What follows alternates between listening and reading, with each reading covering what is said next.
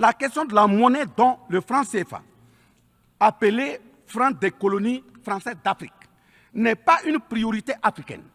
Au plan juridique, la propriété est le droit de jouir et disposer des choses de la manière la plus absolue. Confère article 544 du Code civil français chez eux-mêmes. Un brevet est donc détenu par la France sur le franc CFA. Elle est par conséquent propriétaire du franc CFA et elle la loue aux États francophones africains. Ce qui est marrant en plus est que le billet produit par la France pour l'Afrique de l'Ouest diffère de ceux de l'Afrique centrale en valeur monétaire sous la même appellation franc CFA. Le seul document reconnaissant le franc CFA est le décret numéro 45-0136 du 26 décembre 1945, dont les signataires furent Charles de Gaulle, président du gouvernement provisoire, René Pleven, ministre des Finances, et Jacques Soustel, ministre des Colonies. On peut dire avec certitude que la 78e session de l'Assemblée générale des Nations unies a été pour la France un véritable cauchemar.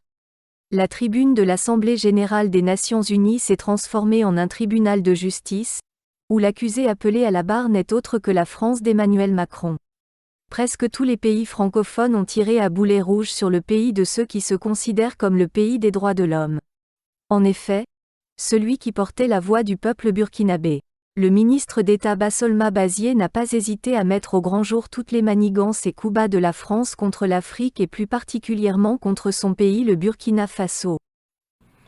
Au nom du peuple burkinabé, je m'incline respectueusement sur la mémoire des grands leaders dans le monde qui ont fait rêver et espérer d'une société humaine juste et équitable à travers leur engagement, détermination et esprit de sacrifice.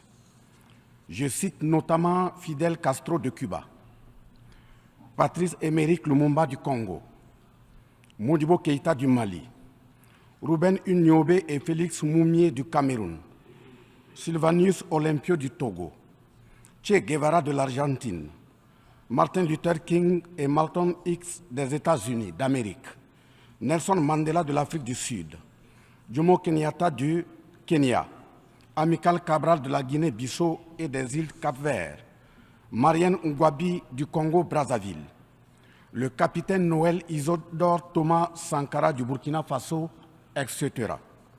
Ces leaders ont été, pour la plupart, exécutés de façon violente et d'autres assassinés à travers le feu des prisons et des empoisonnements.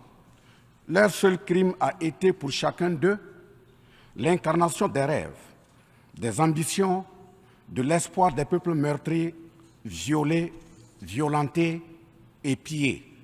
Monsieur le Président, ma présence à cette tribune honorable des Nations Unies, au nom du Burkina Faso, pays des hommes intègres, n'est pas pour ériger des murs de lamentation. Je ne suis non plus pas là pour vous livrer un discours de convenance. Mais j'ai été plutôt mandaté en sacrifice pour vous dire que le mensonge d'État, l'hypocrisie diplomatique, la boulimie du pouvoir, la recherche effrénée du gain, l'esprit démoniaque de domination et d'exploitation de l'homme par l'homme sont les vraies plaies qui gangrènent notre vivre ensemble et font courir toute la société à sa perte, y compris donc notre organisation, l'ONU. Son Excellence, M. Antonio Guterres, secrétaire général de l'Organisation des Nations Unies, Son Excellence, M. Joe Biden, président des États-Unis, Son Excellence, M. Denis Francis, représentant permanent de la Trinité et Tobago auprès des Nations Unies, élu président de la 78e session de l'Assemblée générale, Son Excellence, M. Luis Inácio Lula da Silva, président de la République fédérative du Brésil.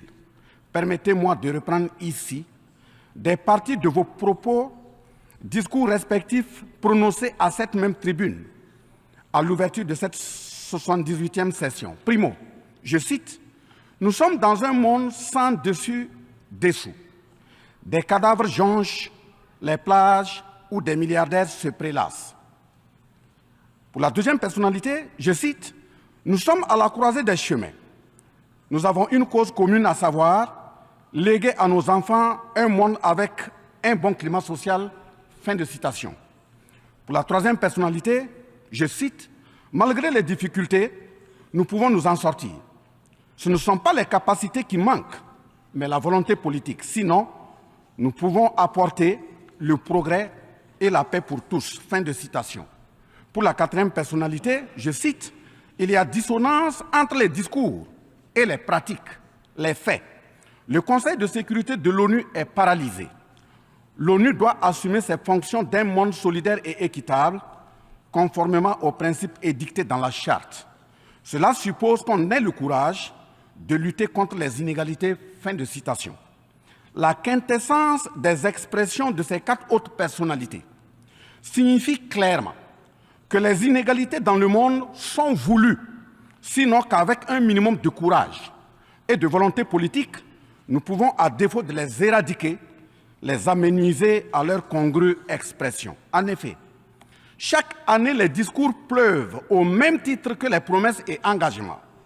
Les preuves de la dissonance entre les discours et les faits sur ces questions de principes contenus dans la Charte de l'ONU, dont la justice, l'égalité, la dignité, l'intégrité, le droit à l'autodétermination, la souveraineté des États, l'inviolabilité du territoire et le respect du droit international sont ce qui se passe en Libye, dans le Sahel, précisément sur le Niger, et sur la crise entre la Russie et l'Ukraine. D'abord, en Libye, suite à cette catastrophe diluvienne, des milliers de voix ont été fauchées, des milliers de vies donc ont été fauchées, pour badigeonner nos consciences de tranquillité transparente.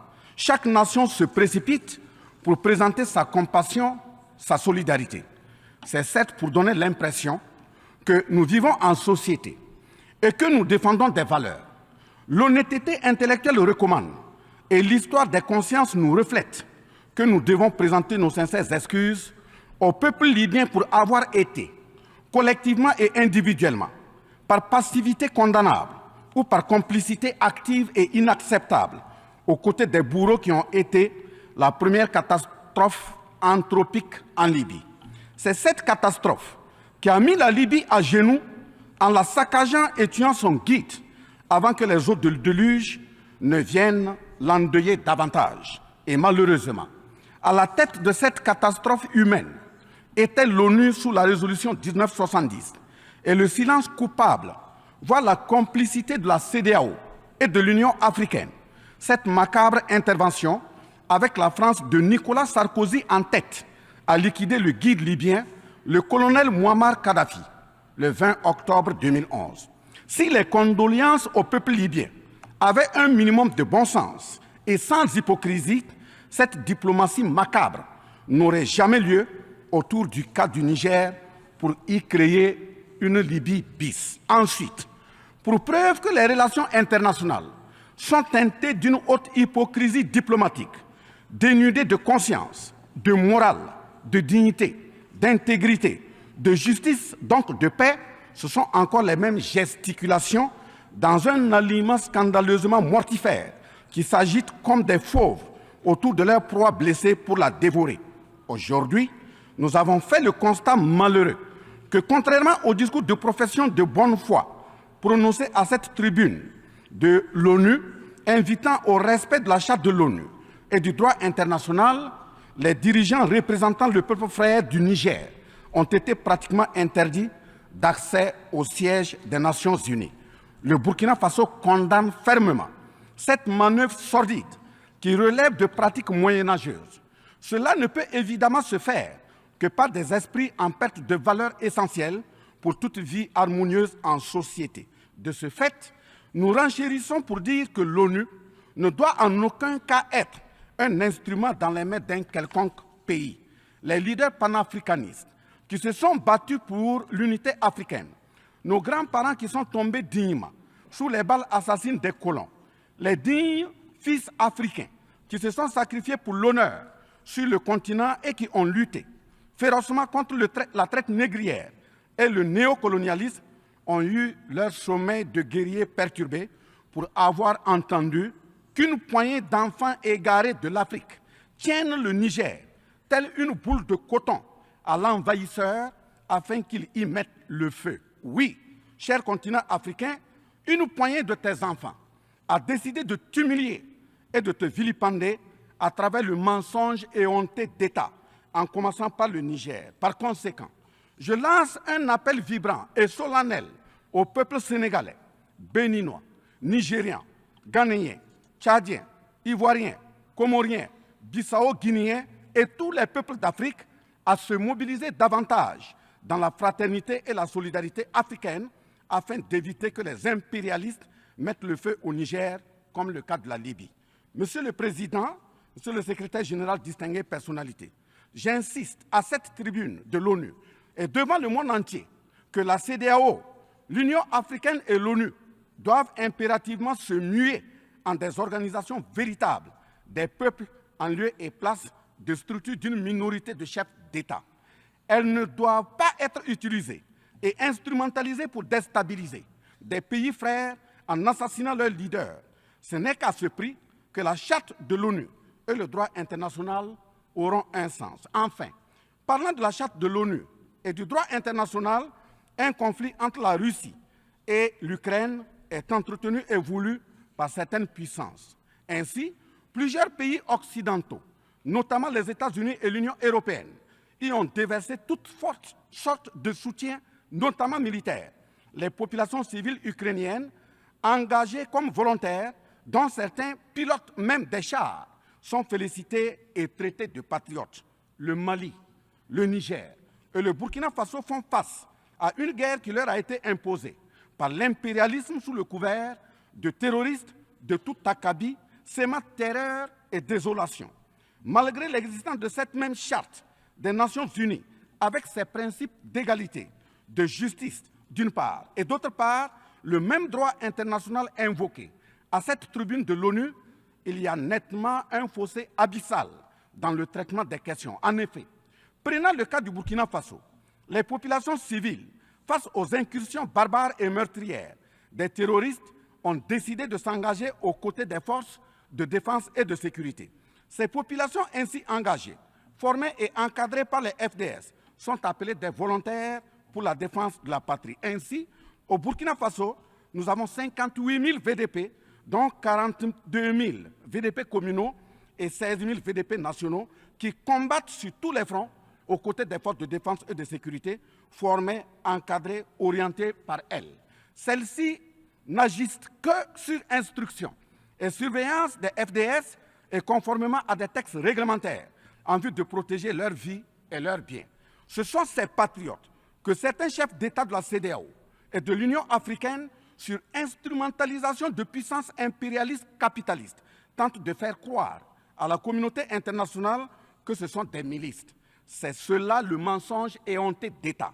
Monsieur le Président, si la communauté internationale était honnête et sincère dans son engagement contre le terrorisme, il ne perdurera point, de sorte à ce que des populations civiles s'engagent et se forment pour assurer leur propre défense.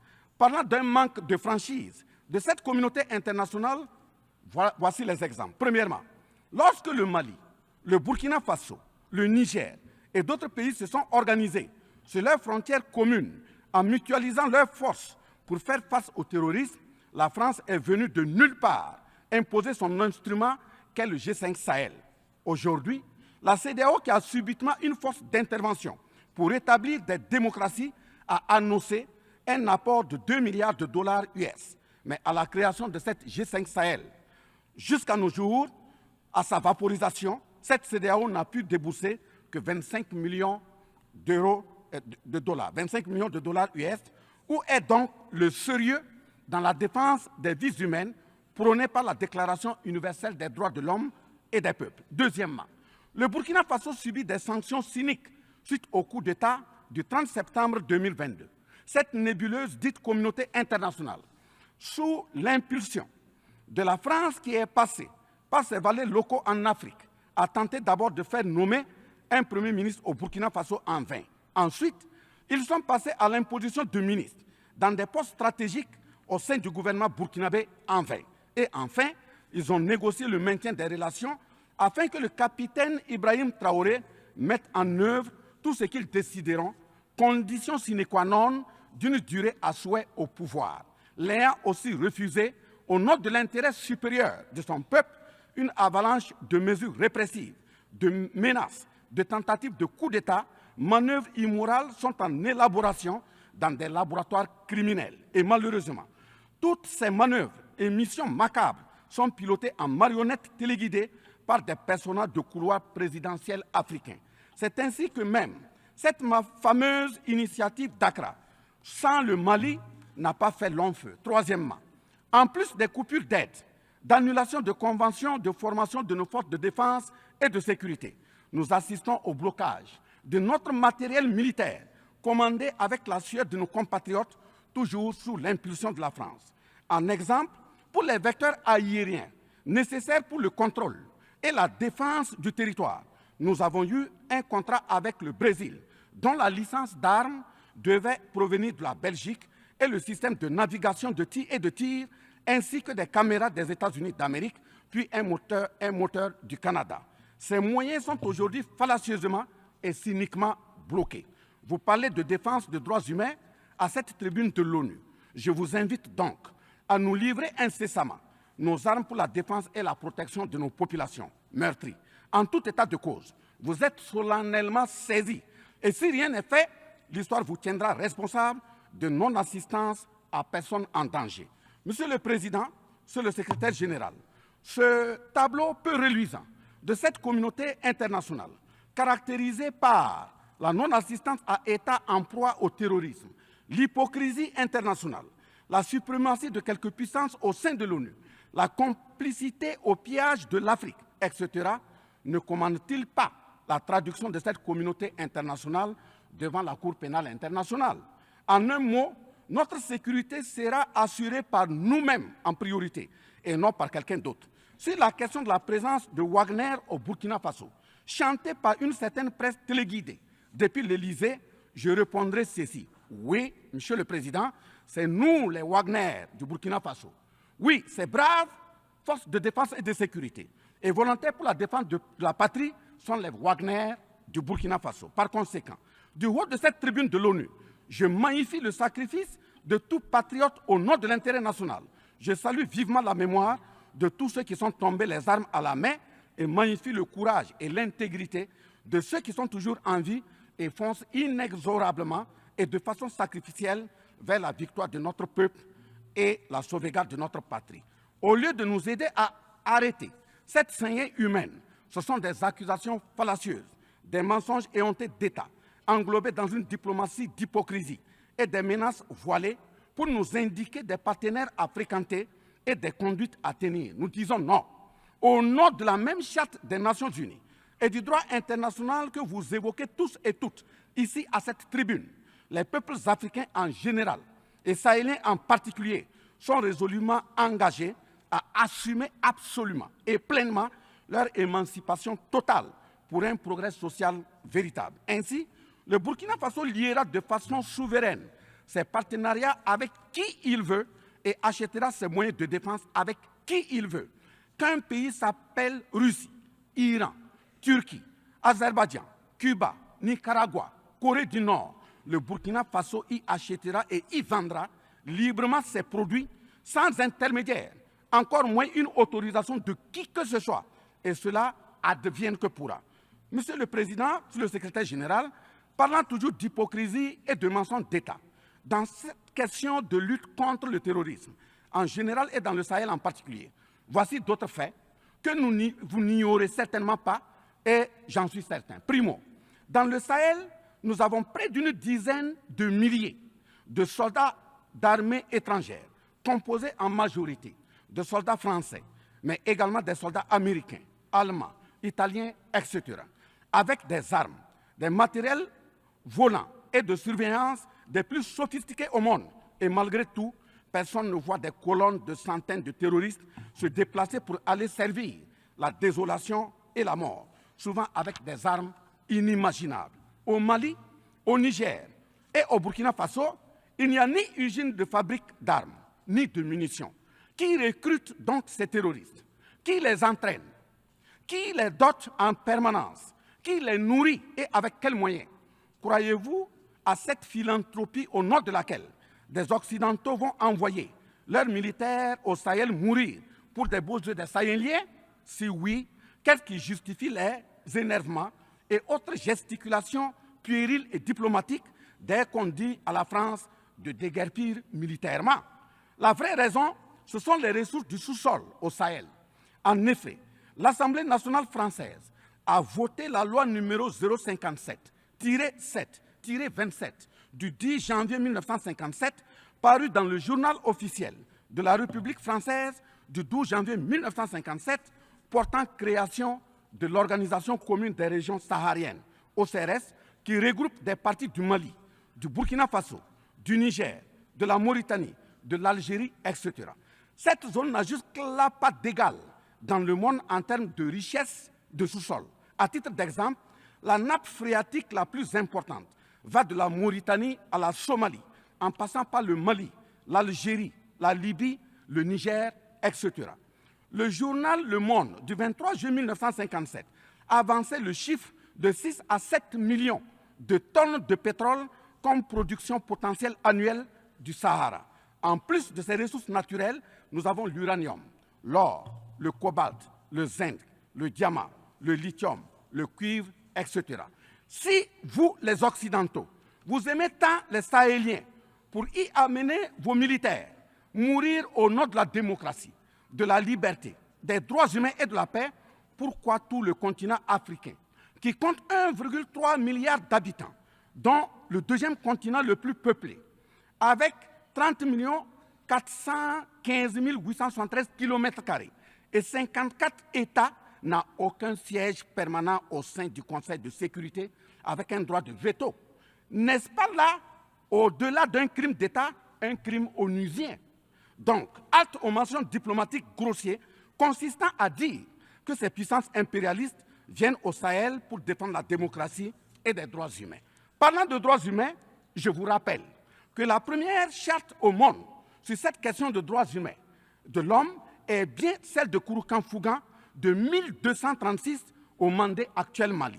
De ce fait que les moralisateurs expansionnistes gardent leur rhétorique de respect des droits humains à géométrie variable pour leurs terroristes qu'ils encadrent. Secondo, l'Afrique n'aime pas comparer les morts. C'est un manque d'éducation que de le faire.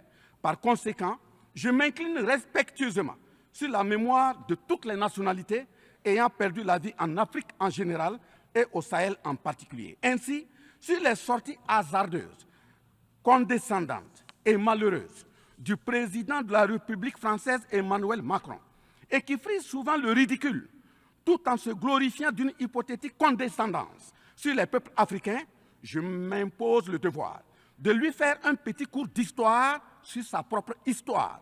Voilà pourquoi les salles de classe sont faites pour que les enfants apprennent les cours et grandissent bien, que de s'adonner à autre chose, au risque de se perdre à jamais. Mais pour commencer, je précise qu'aucun peuple africain ne s'est opposé au peuple français. Il n'y a pas donc de sentiment anti-français en Afrique. Il n'y en aura jamais du fait de notre légendaire hospitalité et amour du prochain. Il y a que les peuples africains refusent la condescendance, l'arrogance, l'insolence, la suffisance, le paternalisme, le pillage de ses ressources et le crime organisé. En effet, pour votre mémoire, M. Emmanuel Macron, d'abord, je rappelle l'appel à travers la BBC en Angleterre le 14 juin 1940, lancé par votre propre grand-père, le général de Gaulle, à l'endroit de l'Afrique pour venir sauver la France des griffes des nazis. Comme rappel, nous avons 17 000 Maliens morts pendant les 2 guerres mondiales, d'une dette de sang que la France semble avoir occultée. S'ils le veulent, qu'ils aillent dans le livre, confère livre de Bakary Kamia, professeur agrégé de l'université Sorbonne. J'ajoute dans ce même document, à la page 344, au tableau 21, les vétérans soudanais des 2 guerres. Il en résume un total du Burkina Faso, du Mali et du Niger à 82 208 combattants qui sont tombés.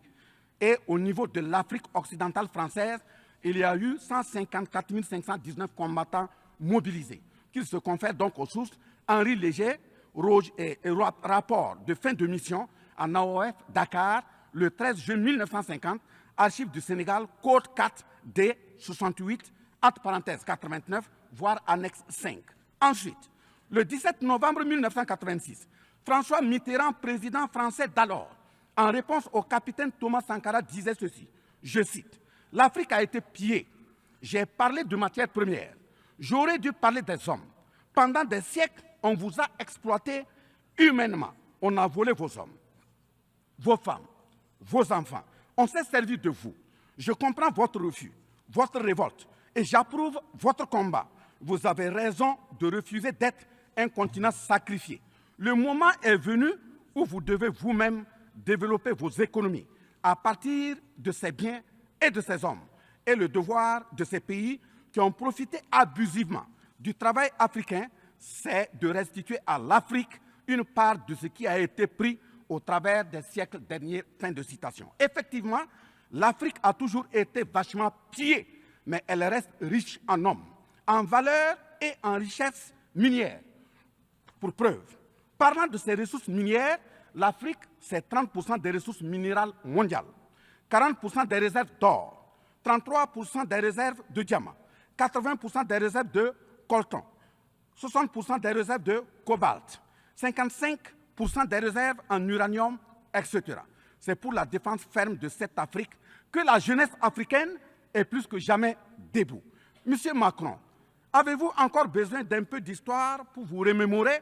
Enfin, bien avant cette sortie regrettable et donc malheureuse du président français Emmanuel Macron, il s'était attaqué, comme tant d'autres de ses compatriotes politiciens, à la maternité africaine. Et là aussi, je tiens à lui rappeler que l'Allemagne compte 80 millions d'habitants environ sur une superficie de 347 000 km² face au Congo, qui a 95 millions d'habitants sur une superficie de 2 345 000 km². Deuxièmement, la Belgique compte 11 millions d'habitants sur une superficie de 30 000 km² face au Gabon, qui a 2,5 millions d'habitants sur une superficie de 267 000 km². Troisièmement, la France compte 68 millions d'habitants sur 672 329 km² face à la Namibie, qui compte 2,5 millions d'habitants sur une superficie de 825 000 km². C'est fort de tout ce qui précède que, justement, Aimé Césaire, paix à son âme, disait, je cite, « L'Afrique est le seul continent au monde où les populations chantent et dansent et applaudissent pour ceux qui les appauvrissent, les affament et les torturent. Le malheur de l'Afrique, c'est d'avoir rencontré la France. » Fin de citation. Certes que l'Occident a violenté, volé et violé l'Afrique. Quelle est notre part de responsabilité en tant que dirigeants africains? N'est-ce pas nous, dirigeants africains, qui prêtons le flanc pour qu'on nous piétine? En effet, nous avons abandonné notre identité pour ne rien être. Nos noms ont disparu pour faire place à d'autres noms importés et qui ne collent pas à nos réalités. Il nous faut reconquérir notre culture. Nous avons singé en copiant l'Occident, en monogamie. Voilà qu'aujourd'hui, on veut nous faire croire que des contre-valeurs, des attitudes contre la nature relèvent du ressort de la liberté. Il ne sera pas question d'homosexualité en Afrique, je le répète. Il ne sera pas question d'homosexualité chez nous. Monsieur le Président, ce qui vient d'être décrit sont les étiquettes profondément malheureuses d'une ONU aujourd'hui résumée qu'à sa portion de forme, car 1,2 milliard de personnes sont plongées dans la misère. 2 000 milliards de dollars US dans l'armement. 20 fois le budget de l'ONU dans le nucléaire. Sur les questions de développement, l'Afrique reçoit du FMI et de la Banque mondiale 34 milliards de dollars contre 160 milliards de dollars pour l'Occident. La paralysie du Conseil de sécurité de l'ONU, la paralysie de l'Organisation mondiale du commerce, la montée des tensions suite au repositionnement géostratégique. L'Organisation mondiale du commerce également encore bloquée. Le Fonds monétaire international, FMI et la Banque mondiale qui fonctionnent en véritable usurier. L'Organisation mondiale de la santé qui est de plus en plus dominée par les firmes pharmaceutiques de rente, donnant ainsi une priorité commerciale que sociale aux vaccins tels que le vaccin contre la Covid-19. L'ONU qui devient de plus en plus l'ombre d'elle-même de par les tentatives de sa prise en otage par un conglomérat de puissances internationales impérialistes, brouillant ainsi la clarté et le sérieux dans ses prises de position, etc. Par conséquent, les peuples africains en général, et sahéliens en particulier, se battront vigoureusement pour que la CEDEAO, l'Union africaine et l'ONU soient des institutions au service véritablement des peuples du monde pour leur profonde émancipation et le progrès social véritable. Parce que ce sont les manquements de ces organisations, leur manque de sincérité, leurs décisions clientélistes et à géométrie variable, la couverture des tripatouillages constitutionnels, avec leur lot de crimes, la promotion de la mauvaise gouvernance, le pillage, la désorganisation sociale et la corruption qui conduisent immanquablement au coup d'État, qui ne sont donc que des conséquences. Traitons donc les causes et les conséquences disparaîtront d'elles-mêmes. Mais si nous continuons avec ce jeu de l'Autriche, à la diplomatie d'hypocrisie, aux mensonges éhontés d'État, aux crimes organisés, au tripatouillage constitutionnel et à la fabrication de l'armée à la tête de nos États africains, même l'ONU risque de ne pas échapper à un coup d'État. À bon entendeur, salut. Dans ce sens,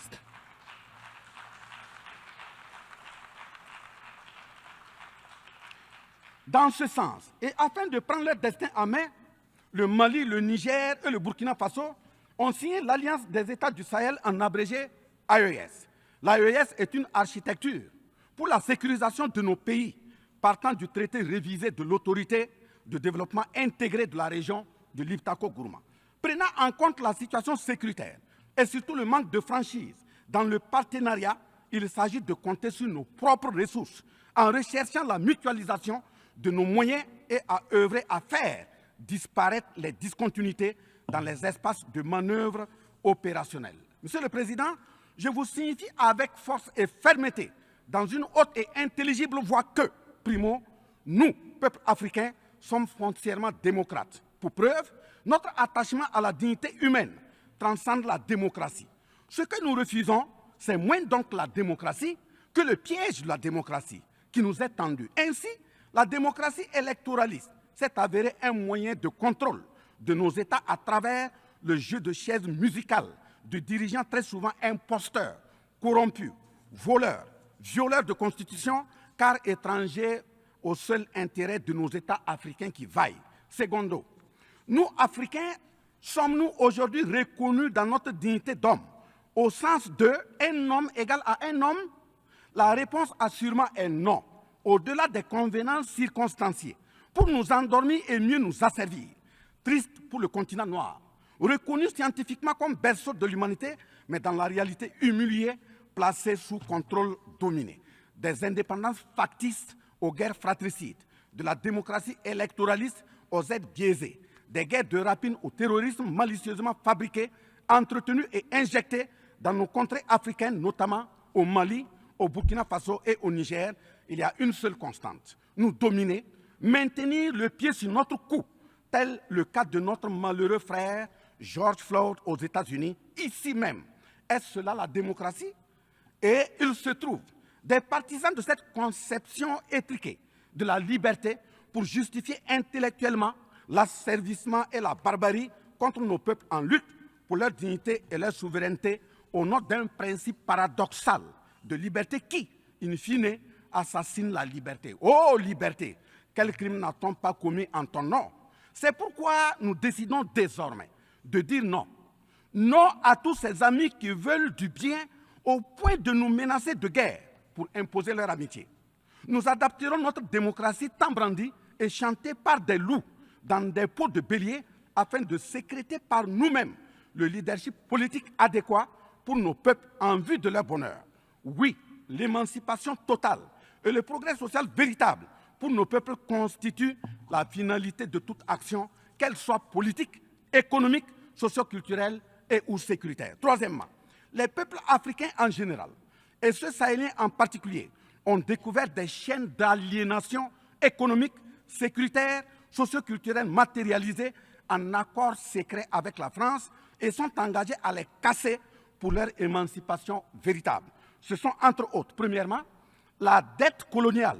Nous n'allons pas fermer les yeux et la payer tout en laissant nos populations mourir de faim et de soif et voire de maladie. Deuxièmement, la question de la monnaie dont le franc CFA, appelé franc des colonies françaises d'Afrique, n'est pas une priorité africaine. Au plan juridique, la propriété est le droit de jouir. et disposer des choses de la manière la plus absolue. Confère article 544 du Code civil français chez eux-mêmes. Un brevet est donc détenu par la France sur le franc CFA. Elle est par conséquent propriétaire du franc CFA et elle la loue aux États francophones africains. Ce qui est marrant en plus est que le billet produit par la France pour l'Afrique de l'Ouest diffère de ceux de l'Afrique centrale en valeur monétaire sous la même appellation franc CFA. Le seul document reconnaissant le franc CFA est le décret numéro 45-0136 du 26 décembre 1945, dont les signataires furent Charles de Gaulle, président du gouvernement provisoire, René Pleven, ministre des Finances, et Jacques Soustel, ministre des Colonies. Quatrièmement, la priorité aux intérêts aux entreprises françaises dans les marchés publics et appels d'offres publics, c'est terminé. Cinquièmement, le droit exclusif de fournir des équipements militaires et de former les officiers militaires des colonies, là également, c'est terminé, etc. Quatrièmement, personne n'applaudit un coup d'État. Mais si nous ignorons que ces coups d'État sont souvent des conséquences de la mauvaise gouvernance et des tripatouillages constitutionnels pour s'offrir des mandats supplémentaires, il y en aura toujours. Donc, ayons la lucidité de combattre les vraies causes en restant exigeants sur le respect des règles démocratiques et de la bonne gouvernance. Cinquièmement, les peuples africains ne sont pas opposés au peuple français, mais c'est plutôt la politique française, pleine de condescendance, qui est rejetée. En effet, la France, en refusant le rapatriement de son ambassadeur récusé au Niger, est une violation du droit international, notamment l'article 9 alinéa 1 et 2 de la Convention de Vienne sur les relations diplomatiques de 1961. En décidant de l'interdiction des artistes du Burkina Faso, du Mali et du Niger en France, c'est une méconnaissance très grave de la portée culturelle en tant que moteur d'équilibre familial, communautaire, voire national. L'artiste est un médecin du psychique, même à distance. En déclarant qu'ils ne veulent pas de chômeurs, de migrants, de voleurs, etc. en France, nous en Afrique en général, et au Sahel en particulier, ce sont les producteurs de chômeurs et de voleurs via le pillage cynique de nos ressources que nous ne voulons pas. Mais sincère reconnaissance au peuple du monde, à l'ensemble des personnalités à tous les niveaux dans le monde qui comprennent et accompagnent le Burkina Faso, le Mali et le Niger dans cette montée, certes difficile, mais s'adresse totale sur le chemin de la pleine émancipation, l'expression de la dignité, de l'honneur, de la liberté, de l'égalité, de la prospérité, de la justice et donc de la paix. Face à la situation que traverse le Burkina Faso, le gouvernement burkinabé a mis en œuvre des actions vigoureuses à travers l'adoption d'un nouveau plan de développement, le plan d'action pour la stabilisation et le développement, et ses 4 axes prioritaires qui sont, premièrement, la lutte contre le terrorisme et la restauration de l'intégrité territoriale. Deuxièmement, la réponse à la crise humanitaire. Troisièmement, la réponse de l'État à l'amélioration de la gouvernance. Et pour terminer, le dernier élément, la réconciliation nationale et la cohésion sociale. Ces efforts visent à offrir à la population burkinabé de meilleures conditions de vie, tout en saluant l'ensemble des partenaires à travers le monde qui nous accompagnent. Nous invitons vivement ceux qui sont toujours dans le doute ou tétanisés par des rapports au contenu faux qu'ils sont les bienvenus au Burkina Faso, à condition que le partenariat cadre avec la vision de la transition résumée dans ces 4 axes. Vive l'ONU, vive la 78e session, vive les peuples en lutte, vive la solidarité entre les peuples, vive l'Afrique libre, vive l'Alliance des États du Sahel, vive le Burkina Faso, la patrie ou la mort, nous vaincrons. Je vous remercie.